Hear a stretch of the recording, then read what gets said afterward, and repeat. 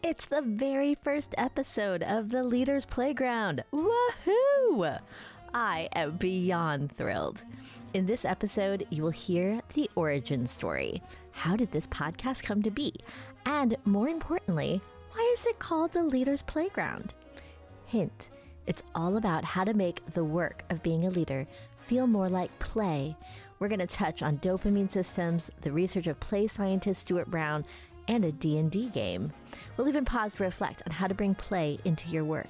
So without any further ado, welcome to The Leader's Playground. Hi, thank you for listening to The Leader's Playground, the podcast for leaders who wish their work could feel more like play. Leadership can be lonely, overwhelming, and just plain crazy making. We are here to rekindle your spark. I'm Irene Salter, your host and a PhD neuroscientist and science educator with a passion for helping people thrive, not just survive. Please click that follow button so you don't miss a single episode. Today, let's talk about podcasts. I love podcasts. I listen in the car, when folding the laundry, doing the dishes. Sometimes if an episode is really, really great, I'll drive into my garage and I'll sit there for 20 minutes just listening. Some of my favorites are Radio Lab, Hidden Brain, Science of Happiness, TED Radio Hour, Critical Role, and anything by Brené Brown. Hi everyone, I'm Brené Brown. So there I was in Barcelona, hanging out with my coach, David Vox. We had just ended a year-long group coaching experience. There was literally confetti all over the floor from our celebrations the night before, toasting to a huge year of growth and transformation. I was feeling super satisfied, proud, and relieved. Finally, I could kick my feet back, relax, and enjoy the success. And into this beautiful moment, David says, "Hey, Irene, you need to start a podcast." What? All these thoughts happened in my head at once. Mostly, like, are you kidding me? Me, a podcast? Like, I'm not Brené Brown. Who the hell is going to listen to me? What would I even talk about? I have nothing interesting or useful to say. There's so many millions of great podcasts out there. There's so many things to listen to. Anything I could possibly come up with must have been said before by somebody else. I'm way too busy anyway, completely satisfied with where I'm at. I just climbed this huge mountain. Nope, no way, nuh-uh. Every single excuse came up. And David pushed me. He said the C word. He said, "I challenge you." Now, at that moment, I thought David was the most evil coach I had ever met. David, I love you, but that challenge word, that C word, to my brain is like a flashing neon sign. It's like fireworks. You know the really annoying songs that get stuck in your head, those earworms? Challenge is like that for me. So before we go too much further, there's a couple things you need to know about me. First of all, I'm a neuroscientist. And when interesting things happen, I really want to know what my brain is doing. So when my brain latches onto that challenge word, or when I have all of those thoughts of no way am I doing a podcast, I want to know the neuroscience behind what's going on. I studied all of the neural circuits underlying learning and motivation back in grad school. I was studying rats and teaching them to push levers for food and drug reward. I'm so fascinated by how our brains cause us to create the behaviors we take on in life. The other thing about me is that I'm a science teacher. I've taught every grade, preschool through university. My absolute favorite is middle school. I know that's weird, but I love middle schoolers. So those identities, neuroscientist and science teacher, they're just baked into me. And so when I noticed my brain latching onto the challenge word and having all of those excuses, I knew there was something happening with my neurotransmitters, my brain areas, all of those neural systems inside of my skull that was making that happen. And I was curious. So what exactly were those words? The challenge, resistance. What was it actually doing to my brain? Well, first of all, I know that dopamine was probably involved. Dopamine is my favorite neurochemical of all time. I talk about it all the time. It is a fascinating chemical because so many people think that it's all about reward, about all of the good things, the food, sex, drugs, rock and roll. really, researchers have found that it's actually about prediction error. So when is it that we have an error in our predictions about the future? And when those errors happen, it's activating and motivating. It drives our wanting and our desire. And those predictions could be good or bad. You could be expecting something really nice and easy, and suddenly an even better thing happens. So you're expecting a okay meal, and you take a bite, and it's absolutely delicious. That's a prediction error on the good side. On the bad side, there's things like stress and shock and loneliness that will increase the amount of dopamine in the brain. So when you're expecting everything to be just fine, I was expecting my conversation with David to be all celebration and toasts to my success. Instead, he drops this huge, evil, scary challenge that I really didn't feel prepared for. That challenge of making a podcast, that was a huge dopamine burst in my brain, and not of the good kind.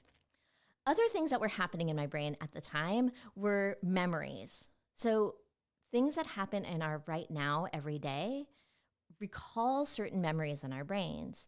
And the ways that our brains are active at the time we lay down the memories, when we bring them back up again, the same patterns happen. So the thing that I was thinking about at that time was all of my high school teachers talking about challenge questions and extra credit or bonus points. My parents would praise me when I took up those teachers and I got those A+ for those over and above efforts. And I also, let's be honest, was super disappointed when I got anything less than an A. And let's not talk about the time that I broke into tears after just getting an A- on a midterm. Those are not my best moments. I've always been worried about being good enough, about being excluded or not belonging. In this case, about being challenged to a podcast, all of those memories about overachieving and perfectionism and pleasing and not being good enough, those all came up.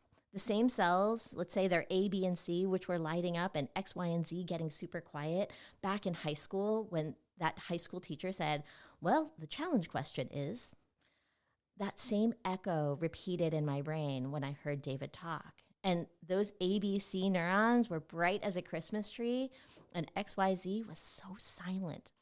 Back then, and the same as now, that C word triggers a threat response. That threat response makes me worry about, am I good enough? Is this going to be okay? My amygdala activates. Amygdala is this really cool little brain area down deep in the bottom of your brain. And it activates that stress response. It activates cortisol and adrenaline and courses it through the system.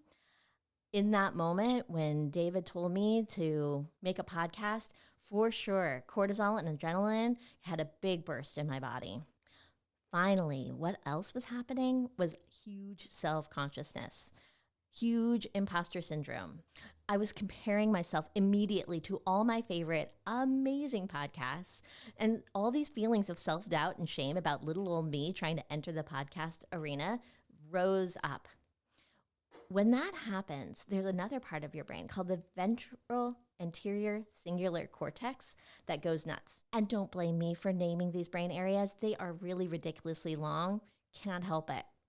What people who study the ventral anterior cingulate cortex find out is that if you record from those brain areas, animals like humans or primates or rats, when they're making decisions in times of uncertainty, that part of the brain goes haywire. It lights up when you're feeling rejected or feeling ashamed. And if you have low self-esteem, that ventral anterior cingulate cortex lights up even brighter than in people with normal or high self-esteem.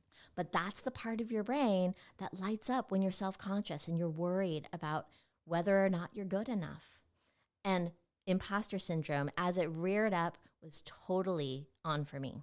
So the surface problem, I couldn't figure out how to do a podcast. I didn't have the tools. I'd never learned how to do this.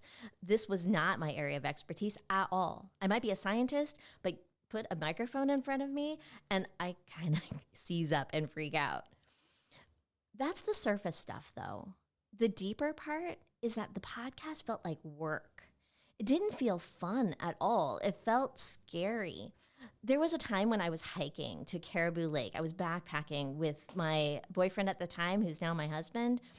I call it Death Hill. We had just climbed a whole lot of elevation. We had gotten to the bottom of the next little hill, and I just bonked. I was so tired. I looked at that next hill, and I said, no way, I can't do it. I sat down, and I almost cried. My boyfriend, he picked up my backpack, walked it up for me and says, come on, you can do this. And off I went. But it felt that whole time like work. Like I had just accomplished this big task, this whole year of change and elevating my business. How in the world am I going to add something else? How am I going to climb one more hill? All I wanted was to sit down and stay exactly where I was. I really couldn't figure out how to make a podcast fun, how to make it not feel like work, how to not feel like a huge extra climb. It seemed scary and daunting. It was all work and no play. That's when a friend of mine, Christina Howard, who's also an exceptional leadership coach, she came into the picture and she asked me a question when she heard that I was struggling with how to make a podcast fun, how to make it not feel like work. She asked me, what's the most fun thing in your life right now? That got me thinking. The thing that was most fun in my life was this D&D game that I was planning for my kids. Now, for those of you who don't know, D&D is Dungeons and Dragons. There was a movie about it a little while ago.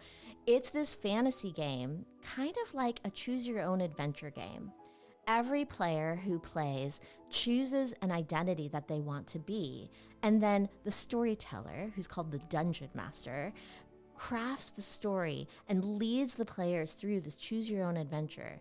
Anytime things may be a little uncertain, the players will roll dice to figure out what to do next. And the dice will tell them whether they succeed or fail. Now, the D&D game I was planning was all of the kids were going to be cats who really, really, really wanted to go to school with the teenagers they belonged to.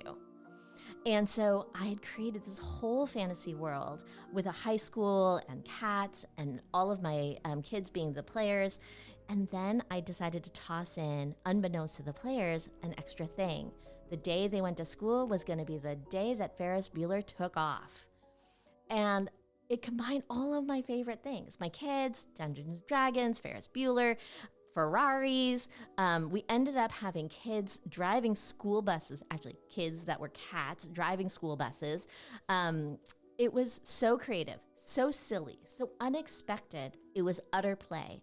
And that was the thing for sure that was the most fun in my life. And then Christina asked me another question. So how could you make the podcast feel like that, feel like fun, feel like play? And I had an aha moment. I was so surprised that this could even be possible. But as soon as I started thinking of it, all these light bulbs went on in my mind. The first thing that came up was this idea that Stuart Brown said in his TED Talk. Now, Stuart Brown has been studying play for his entire career. He literally wrote the book on play. And in his TED Talk, he says, what I would encourage on an individual level to do is to explore backwards as far as you can go to the most clear, joyful, playful image that you have, a toy, on a birthday, on a vacation, and then begin to build from that emotion into how it connects with your life right now. And that was what Christina was telling me to do. She was telling me to connect to the things that I found joyful and playful and fun and build that into my podcast. Now, Stuart Brown, he talks about different kinds of play. He talks about body play, the ways that we play with our bodies and how we move. We get ourselves out of gravity. We jump into water holes. We climb on trees. We play on a swing set. We dance. We paddleboard and stand on water. Like our bodies in motion in unusual ways feels like play. Other ways that we play is with objects. Like I watch my daughter play with clay or my son play with Legos. Me when I get into a craft like my knitting, or me in my garden, just playing with my plants.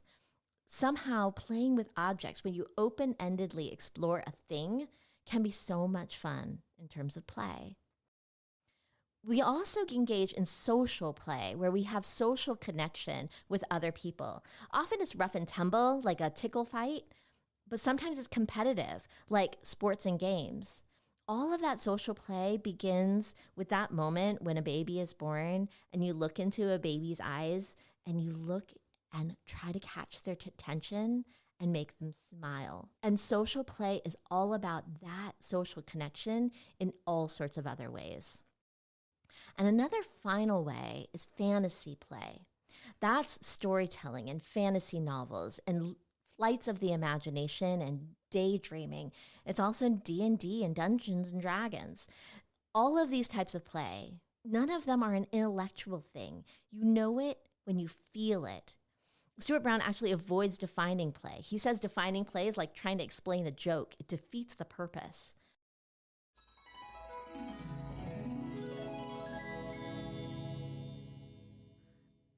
Let's take a pause here. I want to offer you a strategy for you to build this into your own life.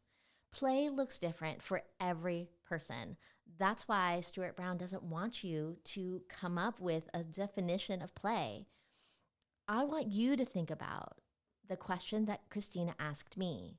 What's the most fun thing in your life right now? When was the last time your brain was in a full-on play state? What were you doing? How did it feel? So think about that for a second. And then, once you've got that, how could you build a little bit of that into your everyday? If you have trouble with figuring out how could you make a little more play happen in your everyday, I recommend a couple things. First, you can go play with a dog. Dogs just naturally know how to play. Wrestle, play tug of war, throw a ball around, or hang out with a little kid, ideally under the age of 5, but don't be that creepy person on the playground. Do something with that little kid, or even go back to the things that you used to do for fun as a kid.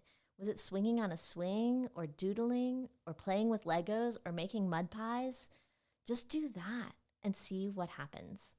I would love to hear what you think is play and how you're planning to build that into your everyday. So stay in touch with me. My website is irenesalter.com. Visit me there and let me know. All right, back to the show.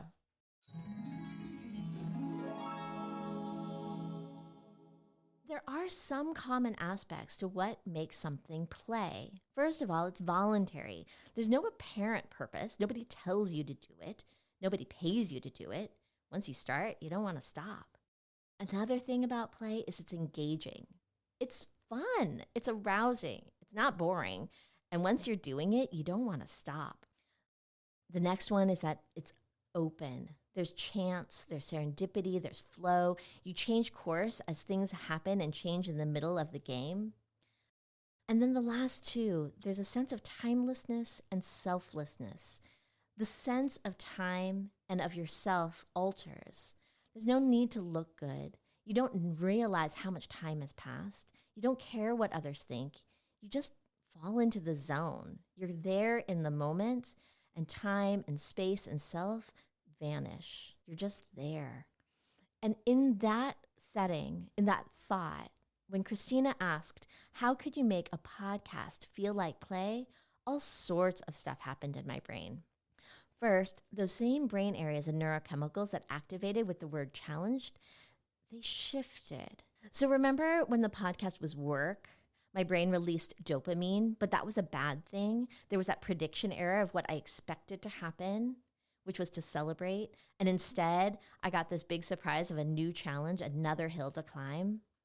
But now, when imagining how a podcast might be play, dopamine released again.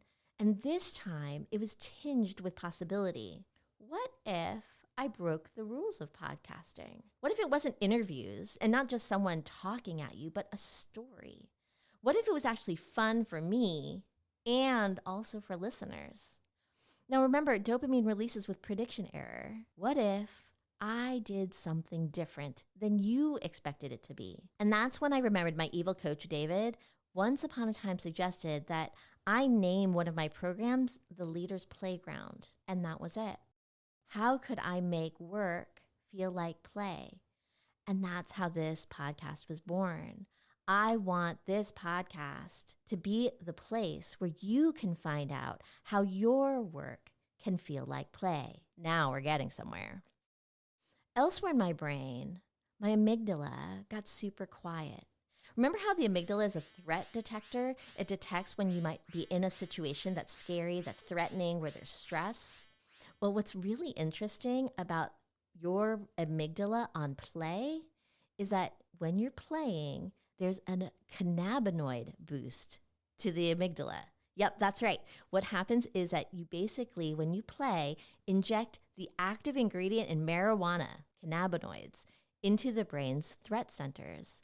It quiets the amygdala down and allows you the ability to play. Cool. The other part of my brain that got super quiet is that tongue twister part, the ventral anterior cingulate cortex. I didn't have a fear of rejection. I didn't have self-consciousness anymore because I'm going to do something totally different. I didn't have the self-doubt or the worries about uncertainty. Well, I still have a little bit of it. But there was an ease and an openness, a little bit of a selflessness. What if I didn't stick to just leadership coaching or neuroscience? What if I could bring in D&D and cats and hiking and travel, paddleboarding and swing dancing? What if I could bring in all my favorite things? It was a mashup, just like when cats go to school, that D&D adventure. It'd be storytelling and science and strategies, putting all of those things into practice.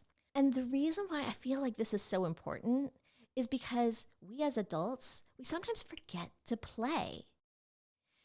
We think that, oh, we don't have time for that, or, oh, we're too busy. But when people or animals get play deprived, we lose part of ourselves.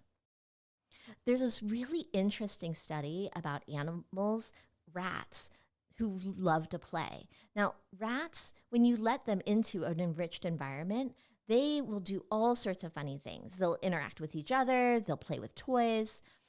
Well, there was a group of rats that were allowed to play, and another group of rats where anytime the rats tried to engage in play, they got a shock on the floor.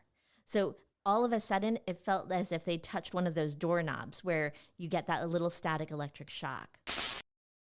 And over the course of a week, that play response got weaned out of that one group of rats. Later on, both groups were given a collar of a cat. So that cat smell was all inside of that collar. The group of rats that were allowed to play, they hid. They found a place to hide and they stayed super still. And they didn't want to come out for a bit. But slowly, they started to come out. They sniffed, they explored. Eventually they realized this thing was okay. And they came back out and started to go back about their regular business again. Well, the ones that got shocked, the ones where they had their play taken out of them, the play-deprived rats never came out. They stayed hidden for hours and hours. They'd probably still be hiding if they didn't know that the cat collar was gone. And that's what happens in humans. When we get the play taken out of us, we hide, we go inside. We don't have the same resilience to the everyday changes and to threats that actually come into the environment. You can see that when you have play deprivation in places like orphanages or prisons or poverty or war. When you can't play, then all sorts of terrible things happen to our mental health. Life without play, it's not just no more sports and games. There's no more books or art, movies, music, dancing. There's no comedy or jokes. There's no creativity. You don't get resilience and flexible thinking. You don't have grit or perseverance in the face of adversity. You have to be able to play, to learn, to have passion, to develop emotional intelligence, to trust other people and develop a social connection, to have romance and flirting and fun. Unfortunately, work has become a place with so little play for all of us. What I want to do is I want to help you find play again and bring that all back. And so this podcast is here. I'm here to take a stand to say that we adults need to play more and we need to play in our work. I want this podcast to feel like play for you. And I want your leadership and your life to feel like play. Stuart Brown ends his TED Talk with this little gem. So I would encourage you all to engage not in a work-play differential where you set aside time to play, but where your life becomes infused minute by minute, hour by hour with all kinds of play. And that's my goal, to create a play state in your brain and rediscover the fun in our work and in our everyday. Keep listening, and I'll tell you how. Thank you so much for joining me for the first episode of Leaders Playground. A special thanks to my producer, Tyler Lockamy. Down in the show notes, you'll find links to Stuart Brown, David Vox, and Christina Howard. I've also linked a few blog posts and videos so that you can learn more about the science of play. Before you go, I have two big, huge favors to ask. First, if you have a friend who is just surviving, not thriving, please tell them about the Leaders Playground. I would love to welcome them here. Secondly, please click that follow button on Spotify, Google, Apple, or wherever you get your podcasts. I really don't want you to miss next week's episode. I'm going to tell you why I have 3 bobble-headed toys sitting on a shelf above my desk. Curious.